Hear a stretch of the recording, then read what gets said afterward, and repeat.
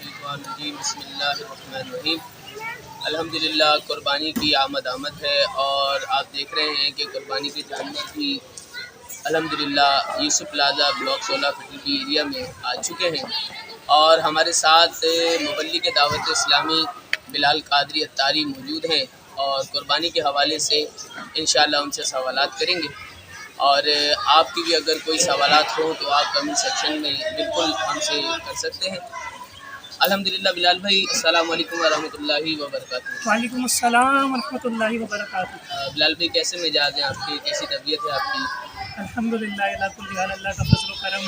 بلال بھائی ماشاءاللہ الحمدللہ اللہ کے فضل سے اب قربانی کی آمد ہے، قربانی کا سلسلہ جاری ساری ہے، اور دیکھیں کس طرح ننھے منھے بچے جس طرح جانور کی آمد ہو جاتی ہے تو دیگر بچے جو ہیں جانوروں سے محبت اور شفقت کے لیے یہاں تشریف لے آتے ہیں جانوروں کے پاس۔ بلال بھائی میرا پہلا سوال ہے ناظرین کی طرف سے، پہلا سوال یہ ہے کہ یہ جو ہم قربانی کے جانور لاتے ہیں کیا ان کا دو دانت ہونا ضروری ہے یا یہ کھیرے جانور کی بھی قربانی ہو سکتی ہے؟ بسم اللہ الرحمن الرحیم۔ سب سے پہلے تو سوشل میڈیا کے ناظرین کو السلام علیکم ورحمۃ اللہ وبرکاتہ۔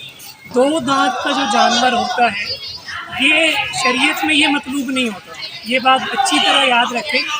گائے، بیل، بچڑا، بچیا جو ہوتی ہے اس میں 2 سال کی شرط ہوتی ہے۔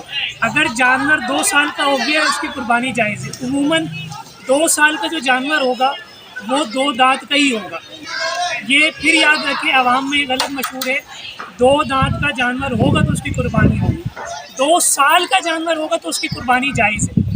کھیرا جانور اس کی قربانی نہیں ہوتی اور یہ 2 سال کا بھی نہیں ہوتا، اور 2 دانت کا جانور عموماً 2 سال کا جو ہوتا ہے اس کے 2 دانت نکل آتے ہیں۔ اچھا، لوگوں میں یہ غلط مشہور ہے کہ بھائی 2 دانت کا ہوگا تو اس کی قربانی افضل ہے، اس کی بھی افضل ہے، لیکن اس سے زیادہ افضل قربانی جو ہے 4 دانت کے جانور کی۔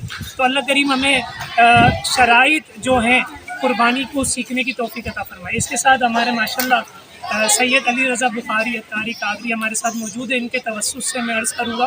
آپ دیکھ رہے ہیں کہ بچے جانوروں کے پاس عموماً جاتے ہیں کھیلنے کی نیت سے یا انجوائمنٹ کی نیت سے، تو یہ یاد رکھیں کہ جانور میں عقل نہیں ہوتی، مجھ میں اور آپ میں عقل ہے۔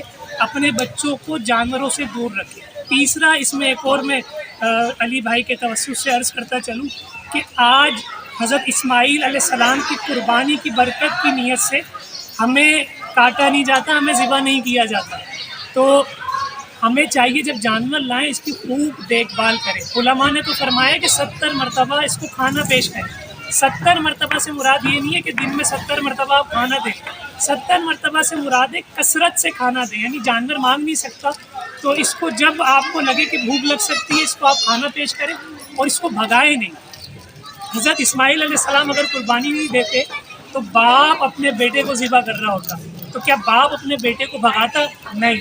تو یہ ہماری اولاد سے بڑھ کر کہ ہماری جگہ یہ ذبح ہو رہے ہیں۔ اللہ کریم ہمیں جانور کا ادب و احترام کرنے اور خدمت صحیح طریقے سے ادا کرنے کی توفیق عطا فرمائے۔